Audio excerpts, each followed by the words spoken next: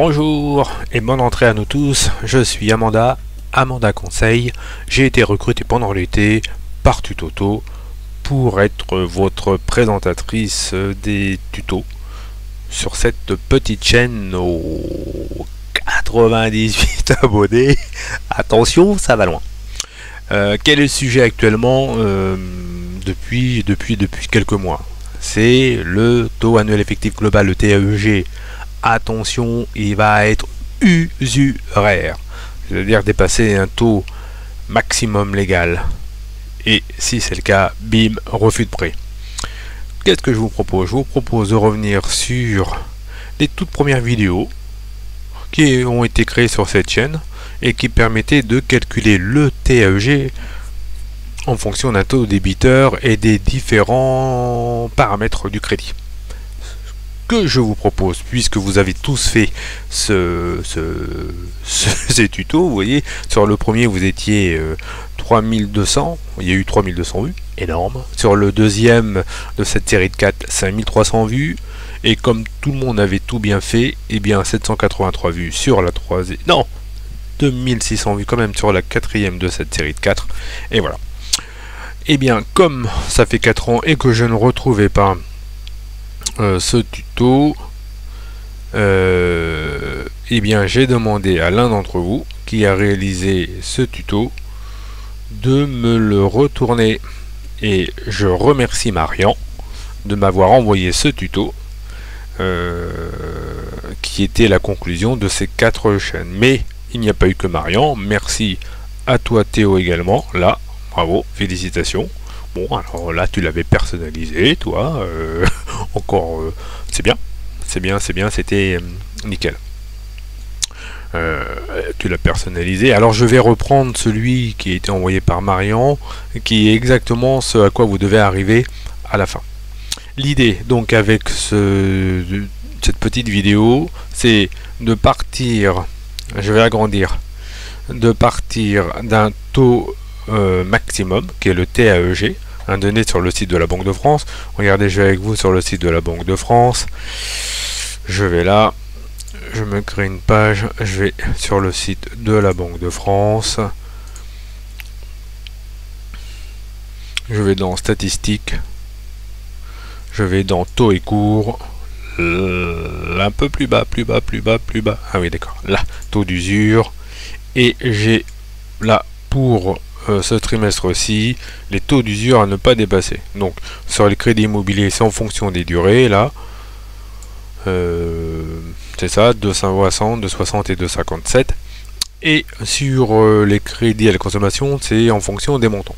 Ok, je vais m'y référer tout à l'heure. Je reviens sur ce tuto, parce que vous allez voir, ça peut être grave rapide.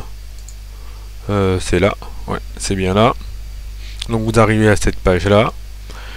Quelles vont être les variables? Les variables, ça va être, il faut renseigner là, je vais mettre ça un peu plus bas, parce que là on va pas vouloir calculer le TAEG, on va créer une nouvelle macro. Les variables, ça va être tout ça là. Bah, là je vais les changer de couleur, je vais les mettre en vert, ce vert là, voilà. Il faudra renseigner la durée, le montant, je le mets aussi en vert. Le taux débiteur, bah, c'est ce qu'on va calculer. Donc ça, je vais dire que ça sera en rouge. Je vais augmenter un peu la taille. Voilà, c'est ce qui sera donné. Le TEG, tout ça, et bien ça, c'est pas des variables. Donc je vais les mettre sur fond blanc. Voilà, en caractère là, un peu plus gros. L'assurance, là ça peut être une variable, ça sera renseigné, je vais le mettre en vert également. Ça c'est de la présentation, hein, mais la présentation ça compte. Et là, puisque vous allez suivre les tutos, et bien là, ok, je renseigne les quotités et les taux d'assurance. Voilà. Ok. Donc, l'idée, c'est de dire, en fonction des taux d'usure que je renseigne là, hein, en fonction des durées, là j'agrandis aussi, voilà, là je vais agrandir, Hop.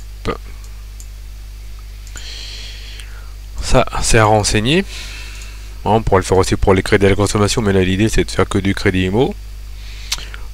De me dire, et bien en fonction de ces frais-là, allez me chercher, là, renseigner donc le taux maximum pour le TEG avec assurance. Hein, on sait bien que le TEG avec assurance ne doit prendre en compte que l'assurance donnée obligatoire et ne peut pas être supérieur à 100% du crédit. C'est pour ça que vous allez voir sur les autres tutos, on va pondérer l'assurance quand ça dépasse 100% assuré pour n'avoir à prendre en compte que 100% du capital assuré. Ok, c'est parti. Donc là, l'idée c'est, suivez-moi bien, on va créer une macro, j'espère que ça va fonctionner. Ça va fonctionner. Ah oui, petite chose, si vous suivez les tutos de juste avant, et bien vous verrez que dans le tuto pardon, voilà, dans le tuto 2 vers la 12e 13e minute, je vous proposerai là probablement d'étirer les formules jusqu'à la ligne 319, la cellule 319, et il faudra aller bien plus bas jusqu'à la cellule 324 ou 300e mois. Là regardez, je vais mettre 300 mois,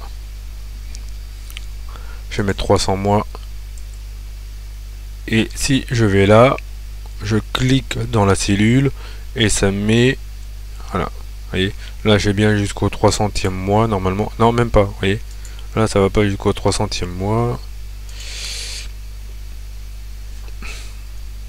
donc il faut que j'étire là les formules jusqu'au 300e mois. Donc je vais dessus, je clique sur la première, je tire, et en bas à droite j'étire jusqu'à la fin, et normalement vous voyez ça s'écrit jusqu'à la fin, c'est tout bon. Et là je vais pouvoir vraiment attaquer ma macro que je veux attaquer. Donc ma macro, je vais dans développeur, enregistrer une macro, je vais l'appeler calcul underscore, le trait d'union, enfin le trait avec le 8, taux underscore débiteur par exemple. Là, ok, ça marche, je lui fais ok, et là je vais lui dire les calculs que je veux. Je veux aller sur cette cellule là, TAEG avec assurance comprise, et je vais lui dire, eh bien je veux que toi tu sois égal recherche verticale.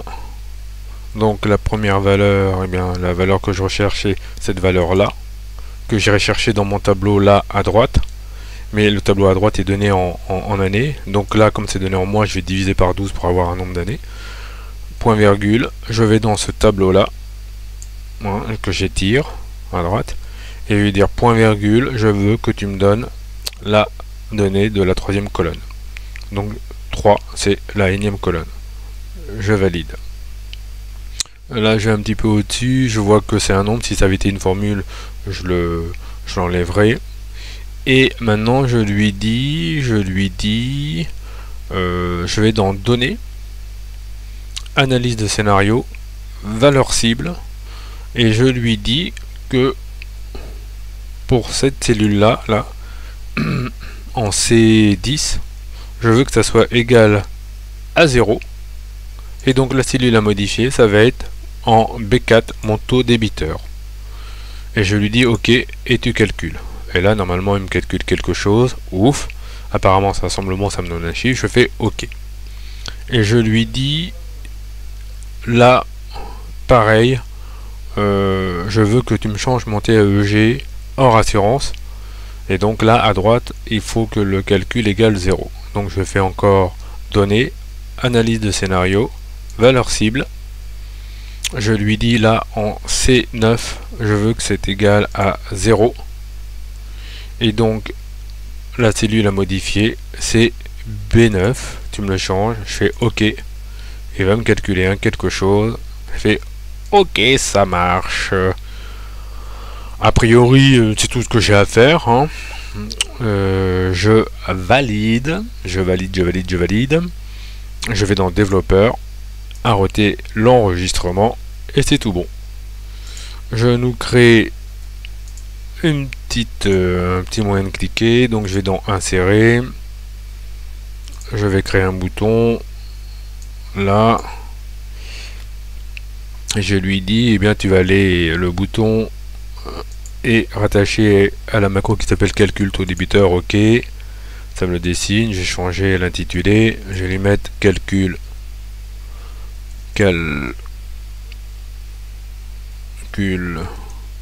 taux débiteur, ok. On va essayer de se le mettre en plus gros. Waouh. Bon. Là c'est juste de la présentation. Et voilà la présentation. Ok. Calcul taux débiteur. Donc là je lui dis par exemple, là vous voyez dans mon tableau j'ai pas changé d'il y a 4 ans, les taux d'usure de référence c'était ça, on était à 3,09, 3,11, 3,36. Je vais les mettre sur 20 ans, sur 18 ans c'est 216 mois. Si je mets 216 mois, vous voyez là normalement il devrait me mettre en B10 3,11. On va voir, c'est cool, ça me met 3,11 et je lui dis eh bien calcule le taux débiteur. On va mettre d'autres frais, on va mettre frais de dossier banque 500 €, frais de garantie 1000 €, c'est à calculer, hein, c'est vraiment à renseigner. Et là, eh bien ça voudrait dire que si je clique là, mon assurance, je vais lui dire qu'on est à 0,30 pour 50% et 0,10 pour 50%. Donc vous voyez, il me dit que c'est du 0,20, ça calcule tout seul. Et là, mon taux débiteur possible, applicable, ça serait 2,70. Donc ça serait tout bon. Je vais sur le site, un site, voilà, là, je suis sur le site de Cyberprêt. On va voir, calculatrice, je vais lui mettre calculer le TEG, on va les vérifier. Est-ce qu'il y a un simulateur de TEG? Là, ouais, il y en a un. Ok, un TEG. On va lui renseigner. Qu'est-ce qu'on a dit alors? On a dit capital emprunté 200 000 €. Le taux de départ 2,70. Hein, je refais le calcul dans le bon sens. La durée, on avait dit 18 ans, 216 mois. L'assurance emprunteur, apparemment, on était à 0,16 là. Attendez. Ah oui, mais alors là, c'était du fixe. Alors attendez. Là, je vais lui mettre variable. Voilà, variable il me met 0,20, recalculer le taux débiteur de 63, ok. Donc je retourne sur mon, je vais lui mettre 2,63 sur 18 ans, assurance emprunteur 0,20, les montants de frais de dossier là, je vais les mettre 500 €, pas de frais d'IOBSP et 1000 € de frais de garantie. Ça se calcule tout ça, mais bon, là je vais mettre pour 500 € et frais de garantie 1000 €. Et donc là ça me dit que j'ai un TEG à gauche sur mon fichier Excel 3,11. Elle a calculé, il me dit 3,11 pim de la balle. Donc vous voyez, on peut faire le calcul inverse. C'est bon ça. Donc ça c'était Cyberprêt qui le vérifie. Et si je faisais un petit meilleur taux, where is meilleur taux, je vais dire meilleur taux, TEG, calcul TEG sur meilleur taux, puisque c'est les meilleurs taux, meilleur TEG, je vais les mettre donc 200 000 € sur 18 ans. Taux hors assurance, on a dit 2,63. Taux de l'assurance, on a dit 0,20. Frais de dossier, je crois qu'on a dit, je sais plus quoi, 500 et 1000 € de frais de garantie. Je vous dis, ça calcule, hein, c'est pas automatique, là, c'est mon fichier Excel. 1000 €. Et il me dit derrière, on est à 3,11, trop de la balle. Et je retourne sur mon fichier en allant d'abord sur le site de la Banque de France. Where is the site of Banque de France? Quelque part par là, il est là. Et sur c'est 2,60, 2,60, 2,57. 2,60, 2,60, 2,57. Donc je vais aller modifier ça. Je vais mettre 2,60, 2,60, 2,57. les taux à ne pas dépasser, les taux d'usure. Et vous voyez, là, eh bien, si on part sur une durée de 18 ans, donc ça veut dire qu'il ne faut pas dépasser 2,60 de taux d'usure. Évidemment, le taux débiteur va totalement changer. Là, en théorie, ça me l'a changé, vous voyez déjà directement sur le fichier taux débiteur possible. Et bien là, on est à 2,13. Et si je retourne sur nos fichiers là, je modifie là, je lui dis 2,13. Est-ce que tu vas me donner un taux annuel effectif global à 2,60? Eh oui, la balle, donc a priori je me suis pas trompé. Bravo, vous voyez. Eh bien, si vous faites bien sûr un dernier petit calcul, regardez, l'IOBSP lui il met 2000 euros parce qu'il les vaut bien, il met 1% du montant du prêt. 1% du montant du prêt, 2000 euros. Eh bien, quel devra être le taux débiteur proposé par la banque pour ne pas être usuraire? On passera de 2,13 à 2,01. C'est pas énorme comme différence, mais ça fait un manque à gagner pour la banque. Donc, si l'IOB permet de gagner beaucoup de temps, eh bien la banque ira, sinon elle aura du mal. Voilà. Avec ça, vous pouvez donc calculer le taux débiteur maximum pour ne pas être usuraire. Voilà.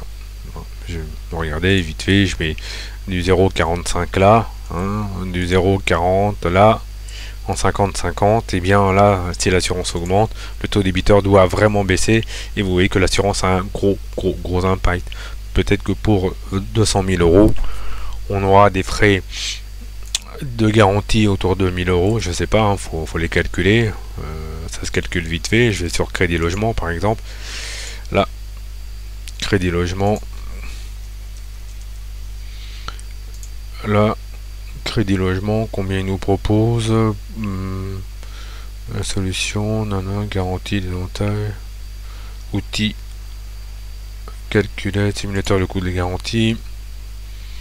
Donc là on lui dit destination du bien, résidence principale, c'est la nature d'ancien, nature du prêt, prêt bancaire classique, 200 000 euros, ça fait bien 200 000 là, ok, ça va, en barème classique, donc plus de 36 ans, calculé, et là j'ai un 2660, donc là si je mets 2660, donc si j'ai un crédit logement, eh bien le taux débiteur lui devra pas dépasser un 50, ça commence à devenir chaud. Voilà, donc je vous invite à faire les 4 tutos si vous voulez pour arriver là. Là ça va très vite, hein, la macro vous avez vu, il y en a eu vraiment pour 40-50 secondes. Voilà. Ou eh bien contactez-nous à Amanda Conseil. Ah ben non, elle n'est pas là. Amanda Conseil. Ça peut se vendre, hein, ce fichier s'appelle vite. Sinon, essayez de trouver sur le web un simulateur qui vous proposera de calculer le taux débiteur max pour ne pas être usuraire en fonction des autres données. À vous de voir. J'enregistre. Merci Marian, merci Théo, vraiment à vous. Vos fichiers m'ont permis d'aller très vite là. Je vous dis à très bientôt sur Tutoto.